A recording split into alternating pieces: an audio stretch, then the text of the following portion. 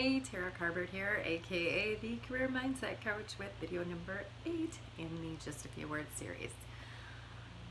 This series is about phrases that changed my life. And in the last video, I talked about 2010 and 2011 when my grandma died and then when my father died. I wasn't kidding that I lost it, that something inside of me completely shattered and completely broke in that time. I began a new downward spiral of how I was thinking about life, how I was thinking about myself, and what I was doing when I wasn't required to be adulting. So I had this two worlds that I lived in. I had a good career and I was pretty high achieving at work, earning promotions, until really the end of this cycle when it ended in 2016. I had been doing a really good job at work. I'd been doing a really good job being a mom. I was really, really social with friends. I was probably over drinking, and I was definitely gambling. Like, so much gambling. So, here's what was going on in my brain. I'm all alone. No one cares. I'm too much. I am ugly. I am fat. I'm an idiot. I hate my life. I'll never fix this. No one loves me. I'm not lovable. I look back at the way I used to talk to myself, and I would never talk to another human being this way. I would never say these words. I'm such a bitch. I'm so selfish. I'm so messy. I'm terrible at housework. I mean, everything I thought about myself, other than I'm good at my job and I'm a good mom, everything else I thought about myself was just misery, like mean criticism, but like nitpicky criticism. Every wrinkle, every flaw, every minor thing that I could find wrong with me was my entire focus when I thought about me. And when I thought about my life, I had thoughts like, I'm cursed. My life is meant to be miserable.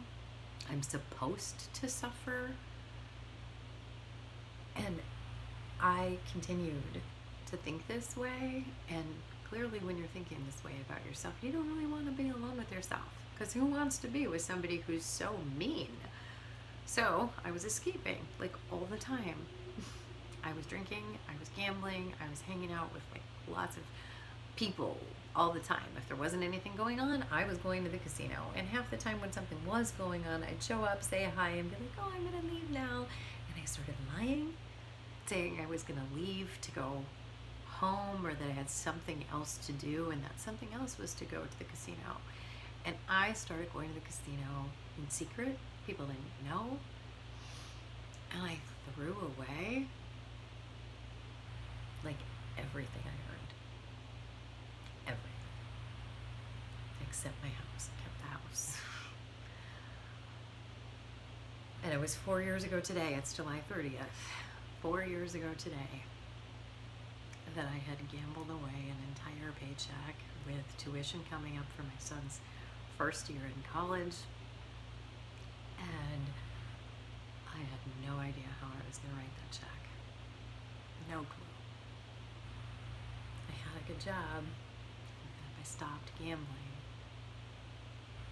I knew I'd be able to take care of this commitment I'd made to myself that I was going to help him with college. I had no idea how to stop. I thought I couldn't stop. I thought it was impossible to stop. But at that moment, I was out of money, I was out of things to sell, I was out of places to go. I called my big brother in complete tears. And I told him, and he asked me what my plan was. Thankfully, I have a thing for people with broken wings, and I'd grown pretty tired of friendships that were about as deep as the shot glasses we shared, that I was ready for some real change. And these few words, I need help, changed my life. I decided to get help. I began a 12-step program. I did some individual therapy. I still attend that 12-step program. It'll be 4 years since I made some incredible friends in recovery. 2 days from now, I found my home group. And it's totally changed my life. But that's not all. I also did a lot of work on better understanding how the brain works and learning that we create our reality with our thinking. That we've got running thoughts or ruminating thoughts that are creating the emotions, and we all act out of emotion. And I was acting out of fear, out of anxiety, out of shame, out of self-loathing. I wasn't acting out of love.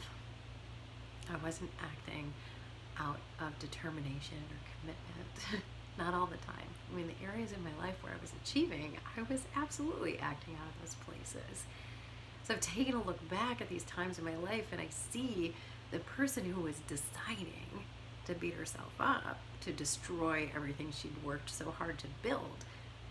She was a complete bitch to herself. All those things I was saying to myself just to knock myself down made it okay then to destroy myself. And now I regularly say things to myself like, I love you, I'm proud of you, it was all for a reason, you can do this.